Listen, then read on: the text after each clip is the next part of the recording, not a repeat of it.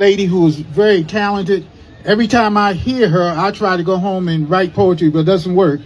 But it works for her. So let's give a big round of applause to Ellie Vintage. Peace and blessings, everybody.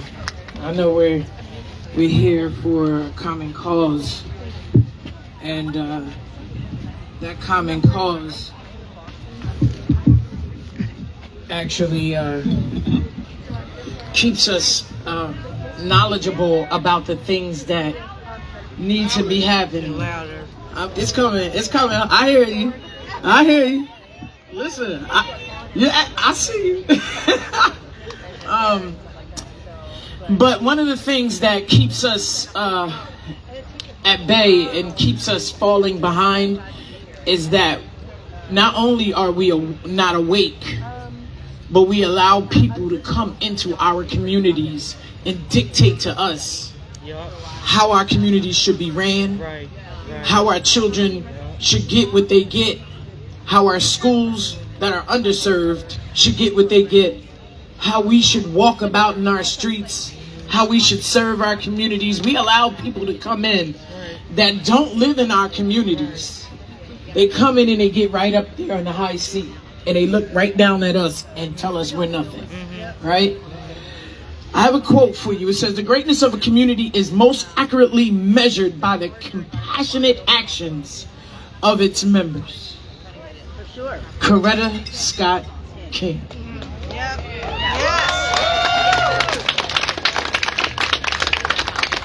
Let's have a conversation. This conversation looks like, when I cross the street, I want my children to be safe. It looks like having people in the community that cross our children that look like us, feel like us, think like us, move like us, and grow like us, build like us, and treat our children as if they're equal, not as if they're the next child that's out there in the street creating criminal activity and that they don't deserve what they need. It looks like this. It looks like policing. When we don't wait for the blue collar to police our corners and our communities, when we get out there and do it ourselves. How many of us had those grandparents? Huh? Little old grandmother live on the stoop. They called her nosy. Peel back the curtains and she say, "What are you doing out there?" And the grandfather that would come up and say, "Come here, youngin. Let me ask you a question. Do you want to live or do you want to die?" See, nowadays we have babies raising our babies, and our grandparents look like 17, 18, 19, and 20 because our 13 and 14-year-olds are now bearing children and don't know how to rear them. They don't know how to raise them, reach them, teach them, love them, and show them right. And then our grandparents are in their 20s and 30s again, 20s and 30s, and they have not lived life. So they pass down through the lineage how to celebrate and party. When we have Airbnbs on each one of these corners and there's nothing but teens in them, and no valid adult living or abiding in the atmosphere where these children need to be reared or taught how to respect the atmosphere, or taught how to respect their elders, or taught how to pick up a bag and let a young lady sit down on the bus and not show their rear ends and their butts. They don't teach them that anymore. They teach them how to digress. They teach them how to regress. They teach them how to curse you out while they're cursing her out and tell their parents that they don't care. But when we don't have living exampleship down here, what do you expect? When living exampleship shows us how to walk, talk, eat, and breathe life, how to be righteous before a people who need leaders. Real leaders stand up no matter what it looks like. Real leaders get their hands dirty no matter what it looks like. See, if you see real leaders, then they're out there on the street, Mr. Shabazz. Yep. Catching the same buses that your children catch, Mr. Shabazz. That's right. Top coat on and a hat. Dressed in a three-piece suit. Showing the young fellas how it's supposed to be done.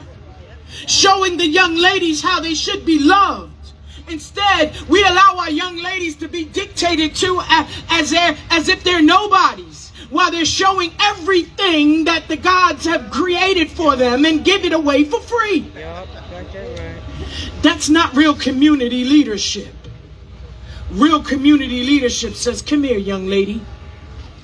I want to show you what real love in life is. See, I'm a fond believer that when you pump real love and life into the community responds. When you pump real love and life into a community, the community responds. They don't call it the city of brotherly love for nothing. That's because what it founded on and what it served as was love. I remember when the man came and scraped his name off of the buildings. One by one, TRUMP,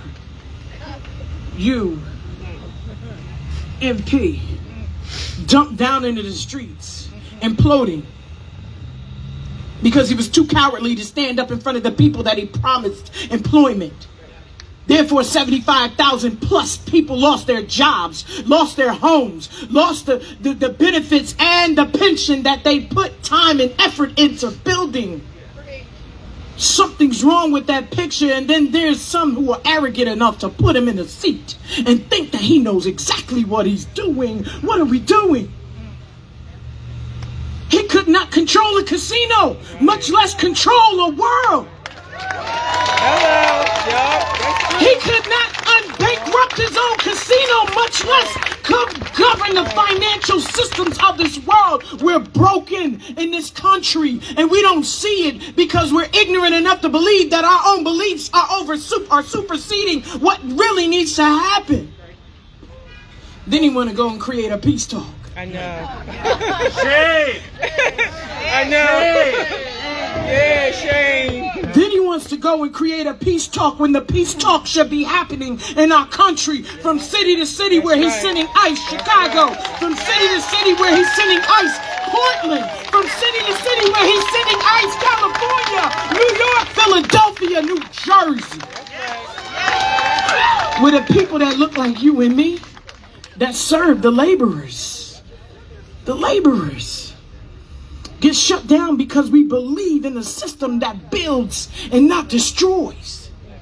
Because we believe in an economic structure that lets us live and not kills us. We got to go back to the voting table. And this time when you go back, remember that your grandchildren and your great-grands are now on the line. Their lives are on the line.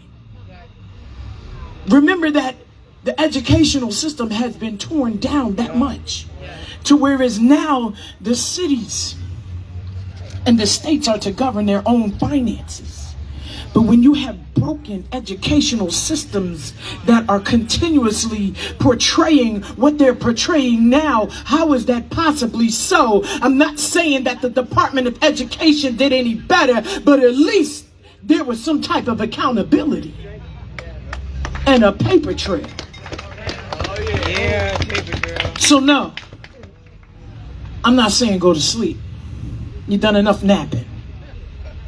I'm not saying get a snack. You've done enough eating. I'm saying get out here and hunger and thirst for the next generation's lifeline. Because if you've been able all this time to live, to breathe, to walk, to see what it feels like to sit on your porch and not be counted out for nothing, not be targeted, not be painted as a criminal, not be handcuffed and dragged off of your porch right in the inlet. If you've been afforded the right to believe in a life structure that's beautiful, see the sun? If you've been afforded that right, why not give it to the next generations? And allow them to breathe. Not for 8 minutes, breathe. For a lifeline and a lifetime of new structure built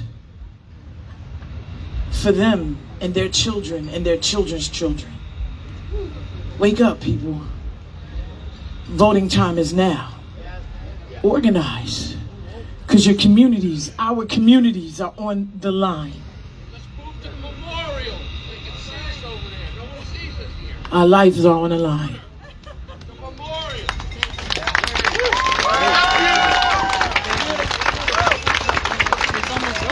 Yeah, it's almost over. You can go out there if you want.